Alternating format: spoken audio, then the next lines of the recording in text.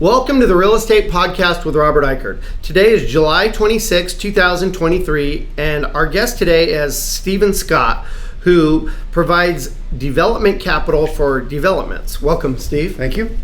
And Steve started business in 1974 with Henry S. Miller Commercial Retail Division in Dallas, Texas. He worked under Herbert Weitzman at HSM, with whom he joined and started his own company in 1991. He has been a sales manager for 3 commercial real estate companies. He earned his CCIM in 1984, and that stands for Certified Commercial Investment Member of the National Board of Realtors. That's actually a very high designation in real estate. Steve has raised equity capital for over 100 deals. And he was a commissioned officer in the Texas National Guard. Thank you for your service. And he graduated from the University of Texas at Austin. He's been married for 55 years. Congratulations on that. And he's been in commercial real estate for 49 years. He has 2 grown sons and 7 grandkids, which I know he's proud of. We talked about them earlier. Sure. And he's currently a partner with Larry Luby in Equity Capital Partners, LLC, and doing business as the finance person. He specializes in providing 100% construction loans for pre-leased credit developments called build-to-suits. And business is very good. And so welcome again, Steve, to the podcast. Thank you. And thank you for coming here today. Sure. And we're here again at Oak Cliff Tower, and got a beautiful views of Dallas. And so what we're doing today is we're talking about Steve's career and what he does. I met him recently at a group that I spoke to, and it's called the Realtors Group. Real professionals. Real Professionals Group. Yeah. And I spoke, but then everybody in the group speaks, and I got to know Steve and heard about his work a little bit, not enough, and so we wanted to go a little more in depth on the podcast. And so, Steve, welcome, and could you say hello to the people? Yes, thank you very much for having me. You're welcome. So, Steve, before we get into what you exactly do right now, do you mind if we talk a little bit about your background a little bit more? That'd be great. Okay. So, 49 years is a long time in commercial real estate, and so tell us, like, kind of the transitions in your career, the major transitions, and what you've done in commercial real estate. Well, I was very fortunate to start July 1st of 74 with Henry S. Miller Company, which was one of the leading firms in the industry, been around over 100 years. Worked under a man named Herbert D. Weitzman, who started his own company in the early 90s, I believe it was, I think 91 or 92, and I joined him at that time with now what's called Weitzman, just Weitzman. So been a great mentor for me. Started out leasing retail space and selling income property, shopping centers mainly, and representing tenants. We represented Wendy's Hamburgers and Target stores, and did actually hundreds of leases in the retail arena. And then in late 1980, I joined a college roommate of mine named Randy Heddy to run the Randy Heddy company, Realtors, and we invested in we developed office buildings and did office leasing, and became a partner there, and developed a real high-profile property in Austin, Texas, where I went to school in the mid, can't believe it's been this long, but the mid-'80s, right. About 86, 87, that era. Okay. And so from there, after that time in Austin, I came back to Dallas and joined the Swearingen Company, was their sales manager there, and had a group of 60 brokers that I worked with, which was interesting, and enjoyed that while I was there. We got into a recession at that time. It was in the late 80s. It lasted for a while, and so from then on, in the early 90s, I discovered a love for capital markets, which means basically raising equity capital, either as equity capital in a development where you put in equity capital in addition to a loan that you'd make with a bank, so that'd be like a down payment, or in the last 4 years, I've discovered the idea. It occurred to me that there are lenders out there that, for the right product, will make 100% loan. So the property has to be pre-leased to like a convenience store, auto parts store, dollar store, something like that. Like a national credit tenant. National credit tenant. Okay. Yeah, well-known tenant, name brand type tenant, household name. And then the construction doesn't begin until you have a lease that's fully executed. You have a lease in hand. Okay. So the property has to be zoned for the use, and you have to have, of course, a qualified developer that has good experience doing it, and a good financial statement. And then basically you look to the fact that the lease is signed before you ever start construction. Right. These are built with the idea of selling them to passive investors who just like mailbox money. So the leases are what's called triple net, which means the tenant pays all the operating expenses, including taxes, insurance, and maintenance. And so if you were to own let's say a freestanding 7-Eleven or dollar store or whatever, as the owner, you just get a check they don't do checks anymore, but you get a deposit in your account of the net rent, and then you have no operational or management expenses whatsoever. So it's a passive investment, which is very, very popular today. So the key is really building to a certain return and then selling it to a lower return.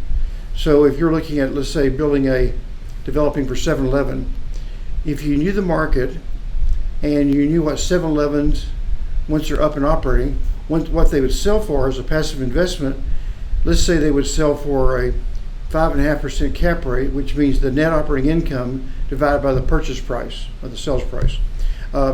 That gives you a cap rate, which is the return that the investor would receive as they own the property. But then you'd build that to at least 1.5% to 2% above that return. So if you and your lender believe that it would sell for a 5.5% return, you should really build it to at least a 7% return, meaning if you take the net operating income and divide by 7%, you get the cost.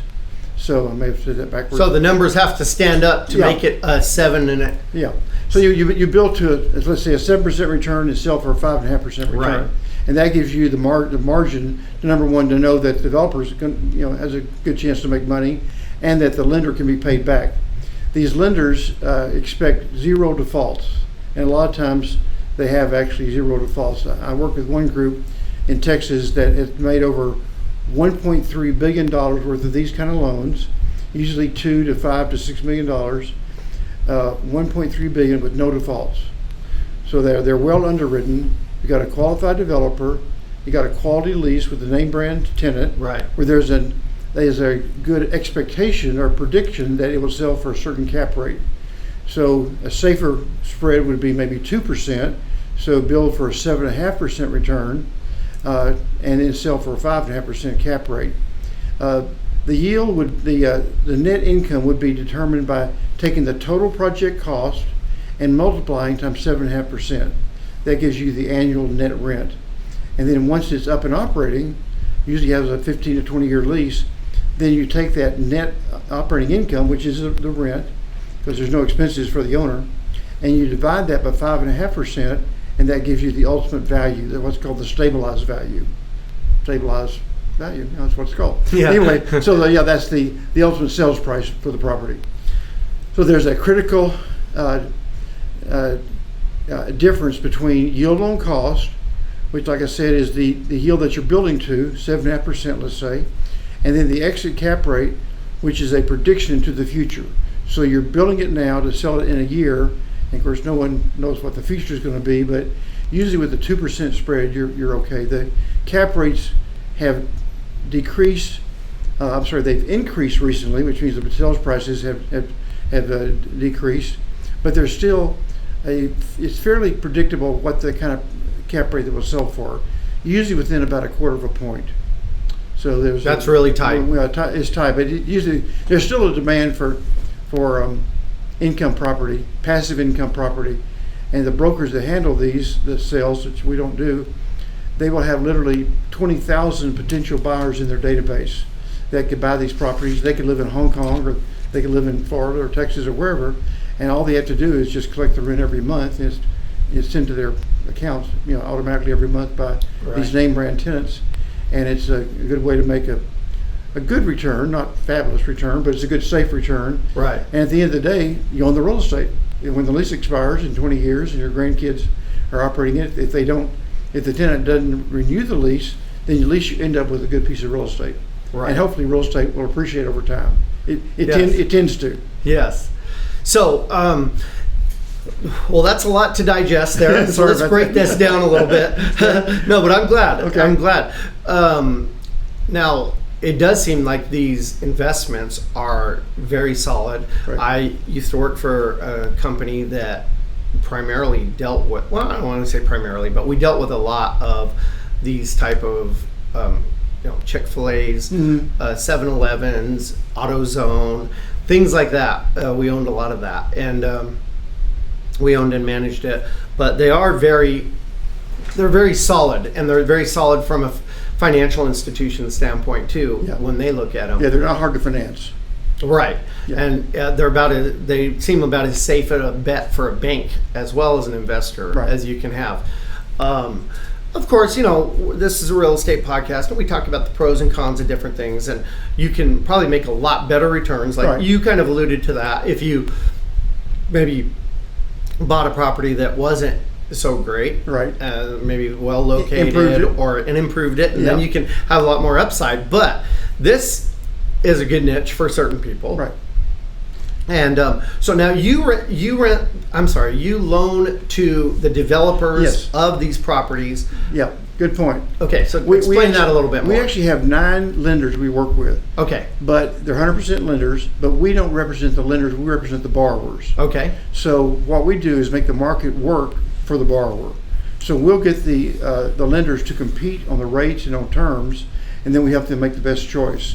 So there used to be an ad on TV years ago that said, when banks compete, you win. Right. So these are not banks, these are private lenders, but we've learned that if we can bring the market competition into the game, we'll more than earn our fee. Well, let me go off on a little tangent here. You mentioned banks and Right. financing. You're kind of an intermediary Right. between banks and developers. It seems like to these me. are usually not banks. These are usually private lenders. Okay, private lenders. Mm-hmm. All right. If a bank did it, they'd want a down payment or equity capital of 25 to 35%. Right. And so you'd have to come up with equity capital in every development. And most developers could come up with the equity capital for 1 or 2 deals, but they can't do 20. Right. And so what developers want is a succession of developments with a certain tenant.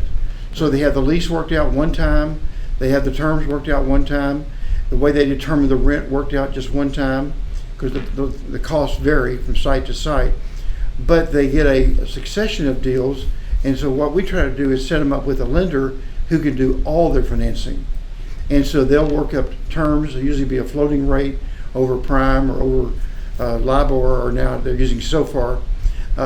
LIBOR is not used anymore for some reason, but it's a rate that's a spread over prime usually, and then there's some points involved that the lenders charge, and then that spread over prime would be relevant to the next deal, and the next deal, as we know, prime just seems to have gone up today.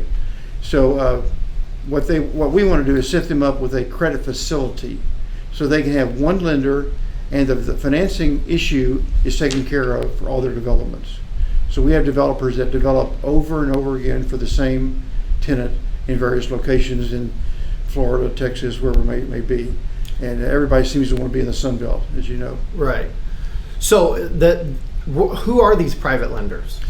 Well, they always have a representative that we know, but we never know who's behind them. Oh, okay. In certain cases that they will tell us. But usually it's the billionaire family that doesn't want to be known. And in Dallas, we have a lot of quiet billionaires that you wouldn't really know who they are necessarily, but they're worth a lot of money. Usually grandfather was very frugal and did a great job building a company. And so they have a family office that develops. And their key thing is they're not trying to make a killing, but they're trying not to lose money. So they can go into this realizing that if the developer got hit by a truck, they would have a signed lease, they would have a general contractor already picked out, maybe the property would be under construction, they'd have a widow to work with, right. And she'd be the owner, or his or her estate would be. And or whatever succession plan calls for. Yeah, whatever it calls for. And so I've never had a developer die in the middle of a project, but if it happened, it would be taken care of to fruition, and the heirs could benefit from the sale. Right. And we can recommend several really good investment brokers that can give them, for no charge, a opinion of value. And so they can take that, and it's not an appraisal, but it's their opinion of value, and usually it's pretty close to an appraisal. But by the way, the lenders do require an appraisal, so they get an outside party to do an appraisal. So Right. they have a pretty professional opinion of what it'd be worth upon completion. Usually we're talking about being in and out in less than a year. So it could be 6 or 7 months. The dollar store can be done, totally developed, with the tenant being in business, paying rent in about 7 months. So it could conceivably be sold right after that. They'll start marketing the property before the rent actually commences. So maybe 60 days before, and it could sell within a couple of months after the rent commencement. So these lenders, they may be operating with their own cash, so probably are. Yeah. So they're not as sensitive to what's going on with the prime rate as a bank would be. Is that correct? Right. But because they make their rate a percentage above the prime. So when prime goes up, which I think it went up to 8.5 today, then just add 3 points to that. That'd be probably what they'd charge. Okay. So it's sort of. So they're not necessarily sensitive to it. They just follow it. They follow it. Yeah. They follow it. So so the lenders you work with are, the financing they're providing is as I don't know what the word I'm trying to think of is as influenced by rates as any financing. Yeah. So if that's the case, how is it? How are new developments coming up? How is it affecting your business and the business of these developers who do? Great question. The developers have to build a development budget, of course, that they give us. Right. But every intelligent developer builds a contingency into the budget.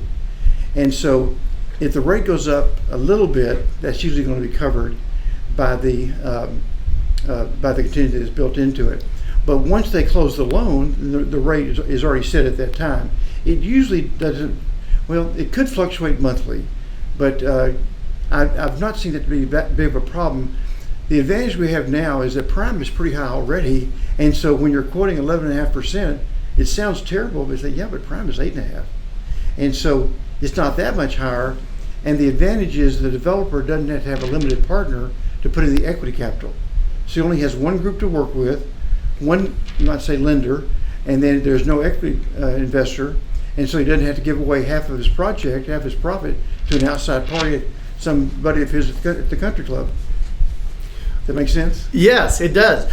And so what it also means is that he also doesn't have to deal with all the difficulties that come along with dealing with more attorneys, more legal work of the limited partners. Right.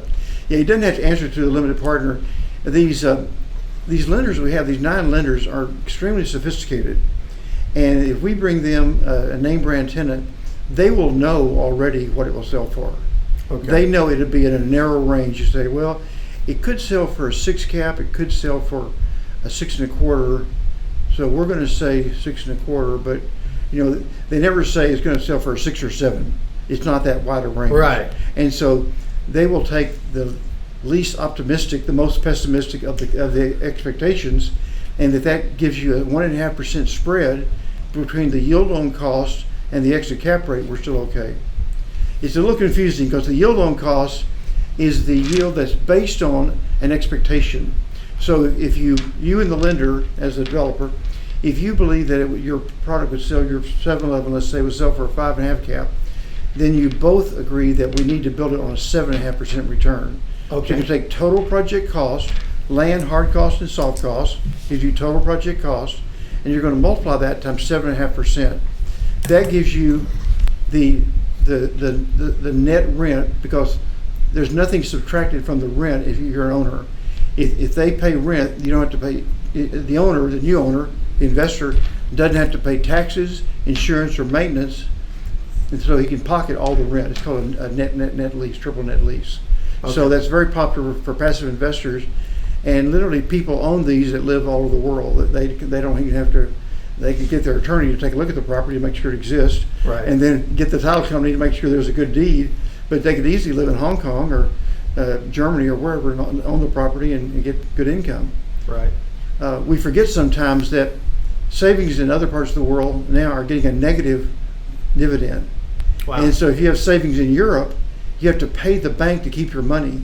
Wow. So at least here, we do get a return. Actually now it's pretty good. I see 4% all the time for savings at a bank, which is good. But at the end of the day, you're not building up any equity. Right. You know, you're getting a return on your money, but the principal doesn't increase. Right. The beauty of real estate, we all believe, is that the real estate itself will increase over time. In the meantime, you're getting a return on your investment. So if the 7-Eleven, let's say, goes away in 20 years, the grandkids have it, they say, well, why don't we build a 10-story office building? Right. You know, look at the land, look what's happened. You know, we built in Frisco, Texas, and you know, look, the whole world's coming to us. So it has that inherent assumption that real estate increases, the land increases over time. The buildings don't necessarily. The buildings might have to be scraped, but the land itself, if you pick a good location, should increase. And in Texas, that's pretty much been the rule. Well, I mean, as populations increase, this has kind of been happening. It's sort of a no-brainer. Last time you checked, I mean, since you started your career till now, I mean, it's been amazing. The Earth's gone up billions of people, Yeah. and so what's happening? I don't want to say you only have so much land, but you do. Yeah, you really do. And then, well, for example, I know we're in Texas, but let's just talk about California for a little bit. It's a big state. Physically, it's very big, yeah. but there's a lot of areas you can't build anymore in California. Right. So really, it's very difficult to build. It's very difficult, or it's prohibited by environmental regulations or whatever. Mm-hmm. So they're more squeezed than we realize in California, and I think that's what's driven up property values so much in a large extent. Well, what happens in California, and I mean, I love California. It's a beautiful state. I love to go there. But as we know, it's a little difficult to do business there. And it's very difficult to get your building permits. You have to go through jump through a lot of different hoops. But once you get a building permit to build your freestanding retail store, whatever it may be, it's really highly valued because it's so difficult to replace it. Right. And so that's true. Cap rates are lower there generally than they are here. And a lot of Californians, as you know, are moving here, and so they may have start off with a duplex, and went to a fourplex, went to an eightplex, and went to a 50plex or whatever, an apartment complex. They're tired of all the management headaches over a 30-year period. So they do a 1031 exchange, selling that property. Then they have 6 months after the sale of that property, if they handle it properly, to buy another property. And we see a lot of them buying income property here in Dallas-Fort Worth, or Austin, or San Antonio, or Houston. Right. So we're very blessed to be here. Yes. So yes, that's true. A lot of people are moving here from California, and it has been big. But you do make a very good point about how people in places that have very strict building restrictions, it's hard to build there. But once you've got it, like you say, it's a lot more valuable. It makes the properties very, very expensive.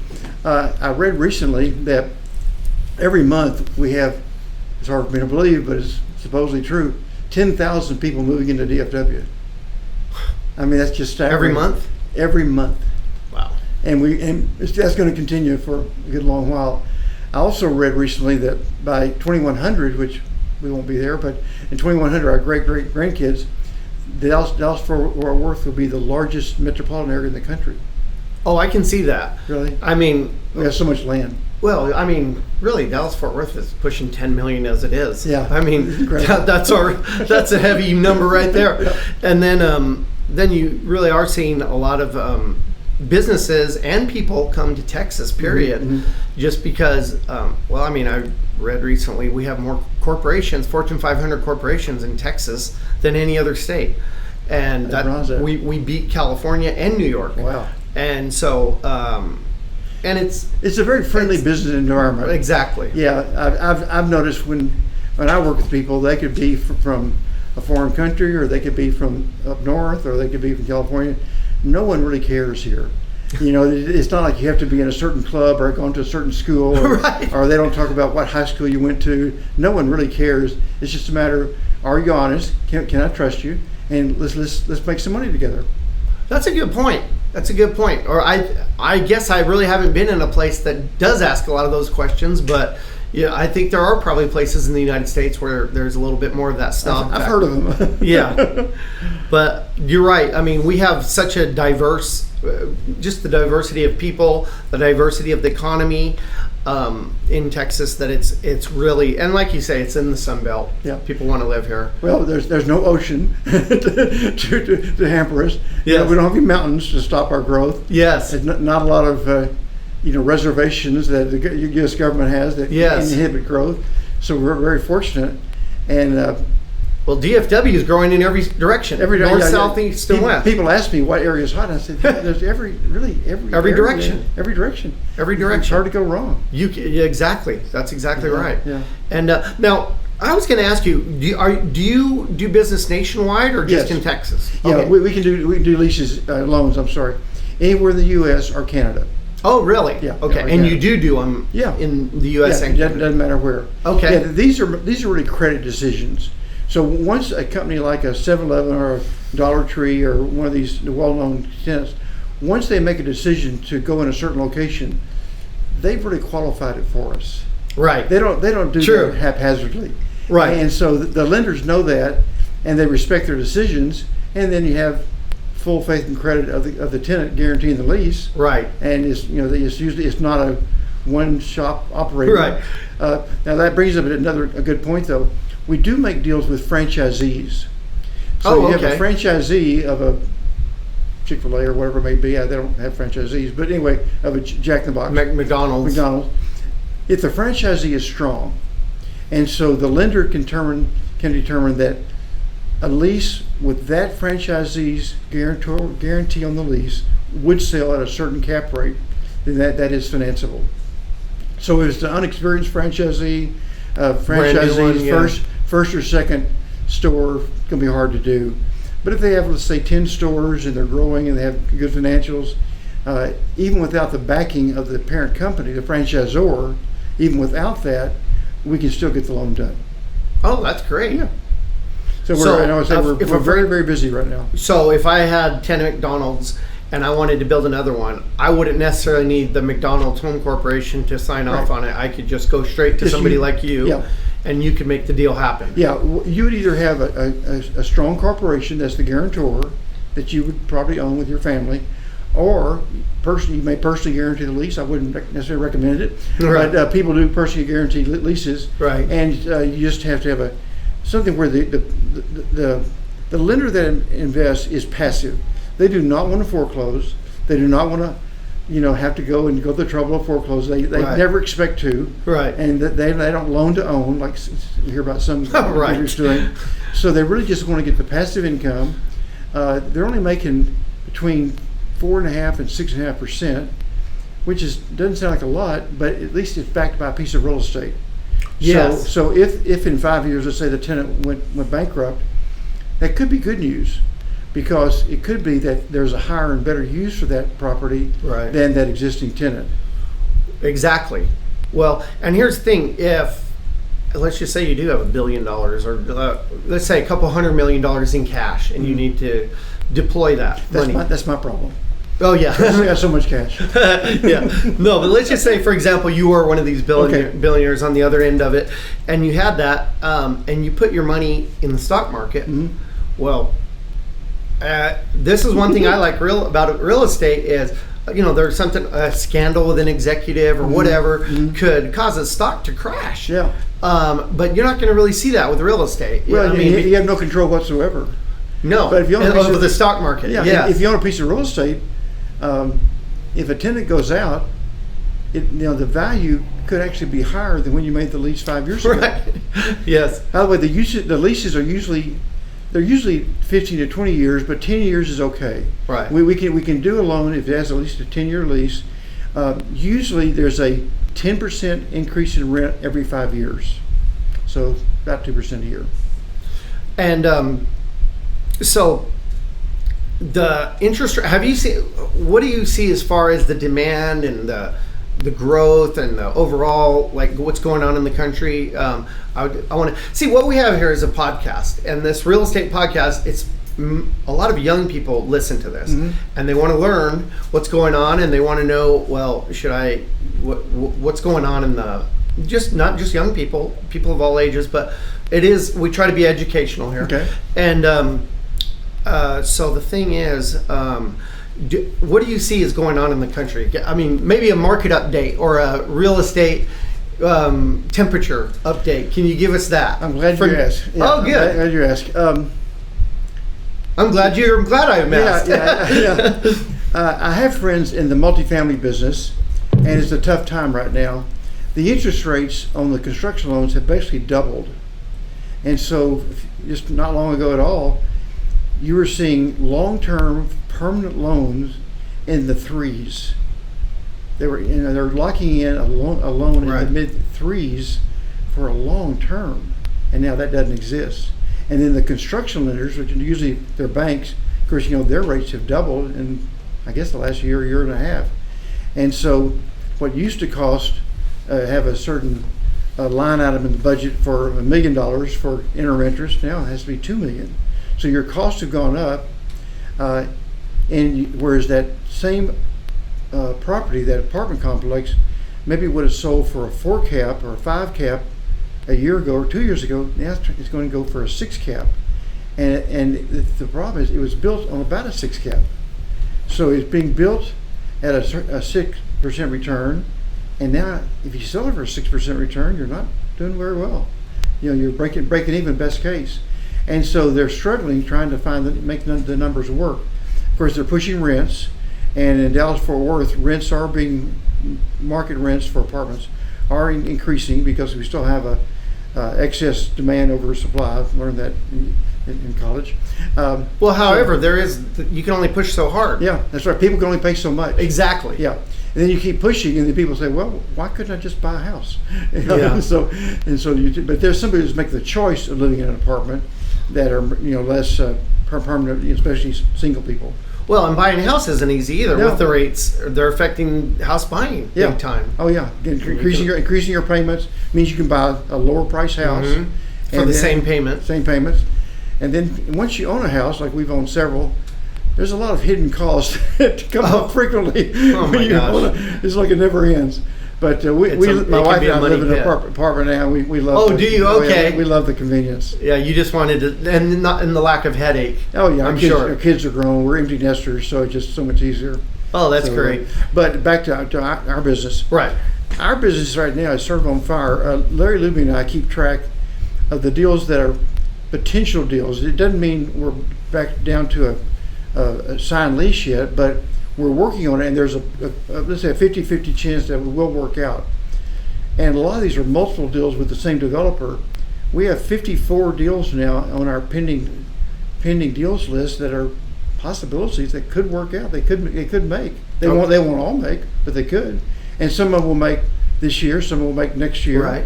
And so we have several developers that are clients that are building 3 or 4 this year, 3 or 4 the next year, and they're going to build 15 of the same tenant for the next several years. Right. So we sort of keep that on our list as possibilities. So there will be some things that go into next year. But we're busier than we've ever been. So we're very blessed, yeah. I think so the rates haven't really put a damper on your business? Well, they've actually helped because the banks I think they're being encouraged not to make construction loans. A lot of the banks have too many construction loans on their books.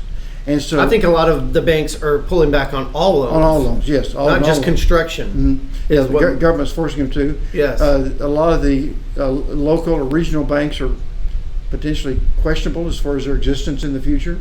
They may have to merge with a larger bank to survive. And then there's part of that is because their value is questionable. That's right. That's right. I mean, these interest rates are not a joke. What they've done to banks, like you talked about earlier, if you're a bank and you're holding a 3%, and a lot of the commercial deals they'll hold in house. Yeah. They won't. There's no secondary market, and so they'll hold it in house. And when they hold it in house, they're stuck with it. And if you have a low rate, you've granted somebody now. interest rates are, that loan is all of a sudden worth a lot less. Yeah. Because that's what affects the value of a loan. Interest rates go up, value goes down. Of a loan. Yeah. Right. So I think and a bond, which are the same thing, basically. Same thing. Yeah. What you're seeing is not only, I think the banks are getting obvious pressure from the government to be a lot more conservative, but also what we call LTC, loan to cost, whereas a bank before may make an 80% LTV, 80% of the actual cost. Now they're going to be pulling back to about a 65%. So that means there's more equity capital, means a lower return on the deal, and it makes the deal more difficult to work out. Right, and that actually, I can see where that helps you. Oh, it does. In your business, when you're saying, hey, we got full funding. Yeah, well, or nearly full funding. Well, it really is. I mean, a lot of ours are 100% loans. I did a loan about 3 years ago for a 7-Eleven in Florida. It had taken about 2 years for the developer to get control of the site, get it designed, get it through all the committees with the city. It was a fairly controversial site. Yeah, Florida's rough. It's a high-profile site. You're from Florida. Yeah, it's rough. Yeah, it's rough to get things built. Yeah, it was a great site, but it had a lot of challenges. But it took about 2 years. Well, by the time the developer got to the closing, which was June, actually 3 years ago, the developer had run up a bill of actual expenses of $322,000. So the developer could identify all of those expenses as legitimate third-party expenses, and at our closing with the 100% lender, all those got reimbursed, and then every month when the bills came due from the general contractor and professionals, whatever, those were fully paid by the lender, 100% lender. As per the development loan. Yeah, it's part of the development loan. The loan as long as they were legit. Interest expenses were set aside in the loan, interest reserve, I should say, and so it got built for about $6.5 million at the end of the day. In about a year, it sold for $9.5 million, and there were no outside investors. So the developer had no partners to pay off, had a 100% loan, and it came out really well. Yeah. You know, we did an example recently. We had a coffee concept that we're working with. And so, I can't mention the name, but the like a coffee shop. Yeah. Well, okay. Yeah, for freestanding. Okay. Yeah. They gave us their actual numbers for their construction cost and what their land costs generally. So we had an actual budget. So we ran a pro forma based on a pro forma land cost, the actual expenses for the property itself, for the construction of the property, whereas the building pretty much the same every time. And then we had soft costs. The soft costs included the interest rate that our lenders would charge and the fees they would charge, the fee we would charge. And we ran the numbers out, and on a deal that only cost $1.8 million total cost, on this case, the developer was the tenant, let me rephrase, the landlord, which is our developer client, the developer maybe cut this out. The developer was our borrower. I'm sorry. Okay, the developer was the Okay. So the developer hired a general contractor, was able to buy the tract of land and use a pad of a shopping center, had a general contractor build a building. It wasn't all that complicated, and so it was self-developed. There was no outside developer. So I can see where a developer that could be a good deal, though. Yeah. Well, the way it came out was, since the tenant was actually a coffee concept, the lease was guaranteed by a corporation that our client, the borrower, controlled. So he got it built and put it on the market, got it sold all within about a year, and he cleared $500,000 profit. So it takes about $250,000 for FF&E, furniture, fixtures, and equipment for the property, and so even after paying for the FF&E, he still cleared $250,000 and had no money out of pocket. Wow, so that's pretty compelling choice there. And in this particular case, the developer happens to own the rights to build 20 of these coffee shops in a certain market in the Midwest. Oh, wow. And so before, he was putting in his own equity capital, and he had the money, and hadn't put in money for the loan. He's getting SBA loan, and I think they require some kind of down payment. And so now we've given him the idea of getting reimbursed for all of his pre-development expenses at the closing.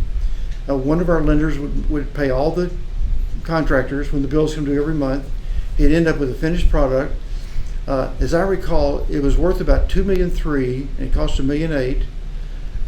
That's pretty close to being right. So he was clearing $500,000, Wow. even after paying a broker to sell the property, and then he could use that $500,000 to pay FF&E was only half that, so he ended up with $250,000 profit every time. Wow. So instead of putting money in, he pulls money out of every development. So we made it what I thought was a pretty compelling case, and I think we picked up a great client. And so, but you only work with like 9 different family offices? Yeah, maybe? 9 different lenders. We have 9 different lenders. Yeah, that's enough. When we have a deal worked out, we get them to compete. Right. And sometimes the rates are a little bit higher, but their points are lower. Right. Sometimes their terms are a little less onerous. Sometimes they have quirky things like some of the lenders say, well, you can pay me back anytime. Pay me back in 6 months, pay me back, no prepayment penalty. Right. Where other lenders say, no, I need to get, no matter how long it takes you to get it built, to get it sold, I need a full 12 months of payments. Right. So we just do a spreadsheet that shows the variety of options that the borrower has, and like I said, we work for the borrower, so we're going to help him make the smartest choice. And help him analyze the different packages. We make the same thing no matter which lender he goes with. Right. But you help them analyze the different packages. Right. Try to find the best deal overall. Yes. And now, so you're working, and you haven't found any of the lenders pulling back on any of the things you're working with so far? Really not. We have one lender out of the 9 that likes to go with a 95% loan instead of 100%, but he does have other ways to make that up. So I tell him he's not really being competitive, and so he's come up with a clever way to make up the difference. So I'd say we still have 9 100% lenders. So it sounds good for if you're a developer or a borrower that you make 100% loans, but people need to realize you're not making them to just anybody. No. And you can't just build just anything. Right. And you have to work for and build certain properties. It needs to be pre-leased. Pre-leased to a national credit tenant. Well, it doesn't have to be national credit. It could be a strong regional. Okay. Yeah, so a well-known brand.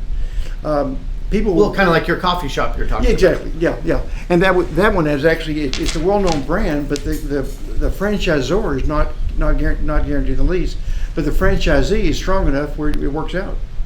Yes. So the franchisee would guarantee the lease. The franchisor controls the operation of the thing. They have their specifications of how you best run a coffee shop, and then.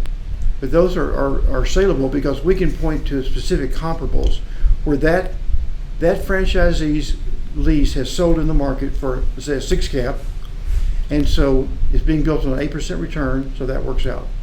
Well, it seems like to me that a lot of if you do fit the criteria that you're looking for and you're a developer, especially when the banks are only doing LTVs of 65%, or that's if they make the loan. Yeah. And a lot of times they don't even. A lot of times they will tell. We've heard from developers, the banks are saying we have enough construction loans. Right. Or development loans. Yeah. Same kind of thing. Yeah. But we have people call us that are building apartments or building hotels or are doing lot development. We'd love to make them loans, but they're not pre-leased. Yeah, hotel can't be. They can't be pre-leased. So if we build it, they will come, and they probably will, but that's not what we do. Right. I wish we did. I wish we knew how to do it, but we're older. My partner and I are older, and we're very conservative, and we just can't stand the idea of anybody losing money. So we don't want to get involved in speculative ventures. Well, I mean, and you do have a tried and true formula of what you're doing. Your lenders have confidence in you. The developers know that they can come to you, and I don't think you need to spread yourself any further thin at this point. We're actually about as busy as I want to be. Exactly. I guess that's what I was trying to say. I can only I have to sleep sometime, but we've been very blessed. I think our biggest job is getting the word out. Yes. So once people find out what we do. The only competition we would have, really, is where somebody goes to a lender directly. And that's certainly possible. There's no problem doing that. The problem is you don't get the market working for you. Oh, I see. So those lenders, they can quote anything, and if you're not comparing it with their competitor, right, you don't really know if you're getting a good deal or not. And like you say, you're making the same no matter which lender they choose. Yeah, so they don't really have any downside by going to you. And Well, that depends on the fee. Yeah. Other than that, Yeah. small little thing there. But it works out. The example I gave you for that coffee shop was it actually included all the fees.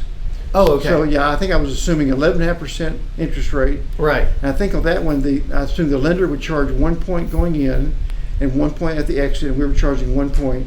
So even with those fees, the developer, which happened to be the borrower, said they were self-developing, ended up with a $500,000 profit. So wow. like, what else do we have to say? Okay, so a lot of the young people who are watching this, or older people than that, they've come in a situation, maybe they inherited money, or maybe they've finally are able to save some money to put in. Why do you like real estate? I know you've been in real estate for almost half a century. Yeah. And I know you must like it. Well, I don't like it. I love it. Okay, tell us why you love. I didn't want to be so presumptuous to use that word, but why do you love real estate? Yeah. And just as opposed to other forms of investment. Yeah.